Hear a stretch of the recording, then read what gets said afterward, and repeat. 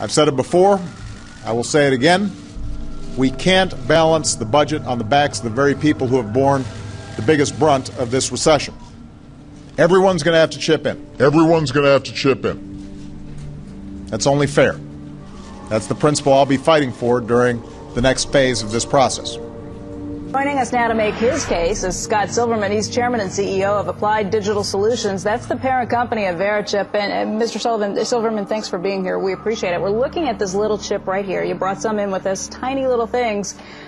But what we heard yesterday was kind of scary. How do you react to that? Well, Becky, thanks for having us back on the air. We appreciate that very much. And obviously the comments that were made yesterday is the reason that I'm sitting here today. As you know, Verichip has been approved by the FDA as a Class 2 medical device. Verichip has been approved by the FDA as a Class 2 medical device in order to identify high-risk patients in an emergency situation. It's elective, it's voluntary, and it is certainly critical to the evolution of information technology in healthcare, which we all know is archaic, the way healthcare is done today in emergency rooms and physicians' offices.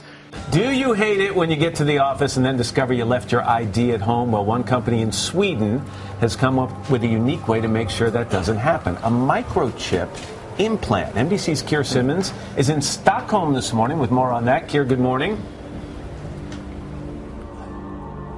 Hey guys, good morning. You've seen it in the movies. A human being merges with a computer to become a so-called cyborg. Well, I have now had a computer chip inserted into my left hand. It cost around $300, and in a moment, in what will surely be a live television first, I'm going to open a door with my cyborg hand.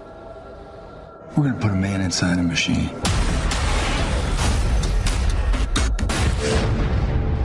Okay, so they're not going to turn me into RoboCop, but here in Sweden, at this high-tech office block, they're going to inject a computer chip into my hand. And this is the guy who's going to do it. Are you nervous?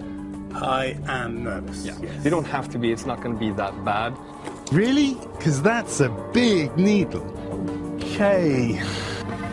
Cecilia Osterholm starts her day with this new technology. She swapped her keys for a chip in her hand that uses a radio signal to open doors. You have a chip in your hand there? That's right. It's been inserted there. Right. So that's how do you open it? Just like that. So obviously what I really want to know is how much it hurts. It does hurt a little bit, but it's like a basic vaccination shot, so it's not too bad. Her office, Epicenter in Stockholm, connects big corporations like Microsoft with fast-growing companies. And for the first time in a workplace, all 700 employees here have been given the chance to use the technology to become more efficient. So if you hold the phone against my chip, you will get my contact details. Look, that's you. In the movies, from Matrix to Minority Report, we've watched technology take over our lives. It's a smart house. It even happens in Annie. And now it's coming true in real life. If you don't need keys to access your building, if you don't need credit cards or PIN codes and things like that to do purchases, those are things that will really simplify your life. Life for me was about to get simpler. And you know what they say, no pain, no gain. So the chip in here is quite small, right? Yeah, it's super small. It's like a grain of rice. So take a deep breath and exhale. Ow! That hurt. And with that, I became part man, part machine. Right, cue the superhuman music, guys. Here comes the big reveal. Here on my left hand, you can still see the mark, is where that chip has been inserted into my hand. Now I am going to take this cyborg hand, I'm going to place it up against the reader here. There's a little blue reader that is looking at the chip in my hand. Verichip, subsidiary of publicly traded Applied Digital, has added Tommy Thompson to its board of directors. Company hoping the former Health and Human Services Secretary can help accelerate the use of RFID for healthcare and security applications. Joining us to discuss the future of RFID and his plans for Verichip, Tommy Thompson, former Health and Human Services Secretary, and Scott Silverman, Chairman and CEO of Applied Digital. Gentlemen, thank you very much for being with us. Well, thank you. It's an honor to be on your program. Ms. Thompson, I'll start with you. we're doing a poll today. Would you have one of these things implanted in your arm, or I don't know, under your scalp, or wherever you put it? You put it in your right arm, and it's very small, and it doesn't bother you at all, but it certainly is going to allow you to identify who you are, protect your child. If you have a new child that's born in a nursery, you can protect that child from having somebody walk off with it. You can also protect your loved ones in a nursing home so that you can put a bracelet on and identify that individual and be able to find that individual if that person wanders away. But I certainly would, and I think it's a coming thing.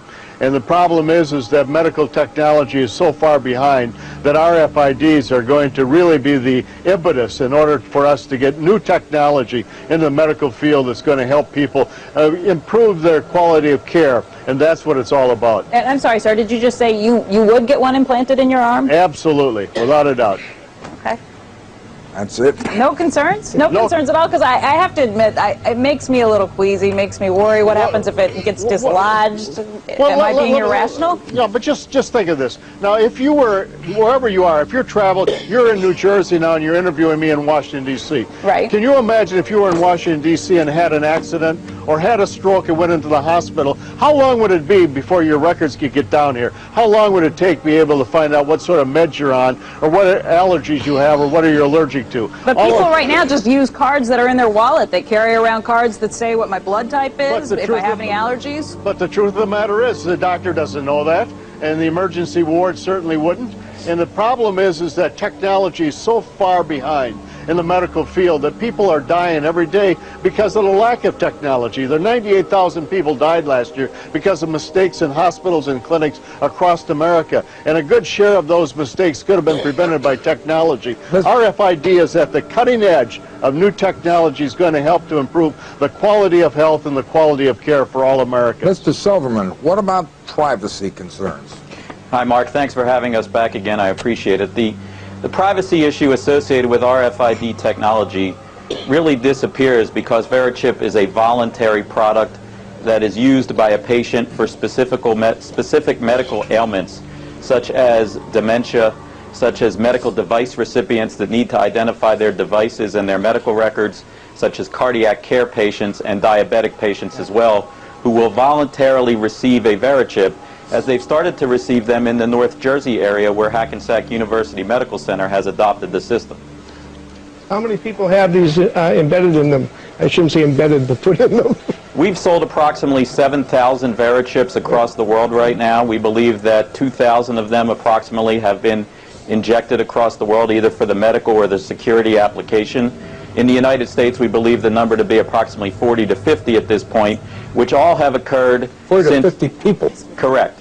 Which all have occurred since the FDA clearance of the product when you had us on back in October. Yeah. And then the rollout of the infrastructure in a number of hospitals in the Northeast region, which we look to expand the hospital infrastructure to 20 to 25 hospitals or emergency rooms by the end of 2005.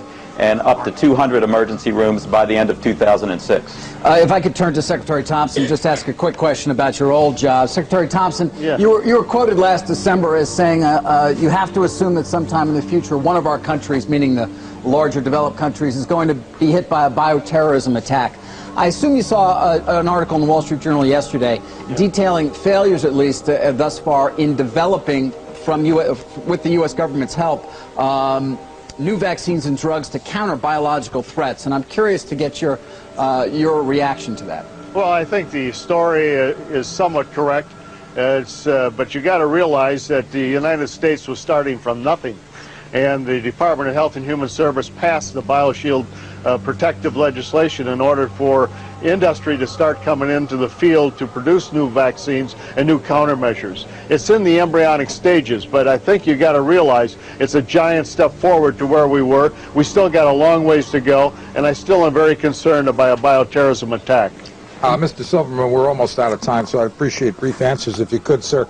Sure. Can you update the information on this chip? Because, of course, health conditions can change. You can develop diabetes, whatever. Yes, absolutely. The chip itself, Mark, has only a 16-digit identification number, and the information for your medical record databases is kept on a database that you can update via the internet. Okay. And does your company make the implantable chips for pets? Yes, we do. Okay. We do it for pets, we do it for livestock with the National Identification Program, and we do it for people. Because it just occurs to, I mean, my kids are old enough to be able to be found, but it occurs to me I've got them in my dogs. Why wouldn't I have them in small children, too? Thank you very much, gentlemen. Appreciate it. Thank you. It's our honor. Thank you very much. Tommy Thompson, former Health and Human Services Secretary. Scott Silverman, Chairman and CEO of Applied Digital. Don't forget to vote in our Squawk Back question. Would you implant or have implanted an RFID chip? They slide it under your skin of your arm. You don't even know it's there. Log on to squawkblog.com. Do you say, yes, I do it, or do you say, I'm with Becky? No way.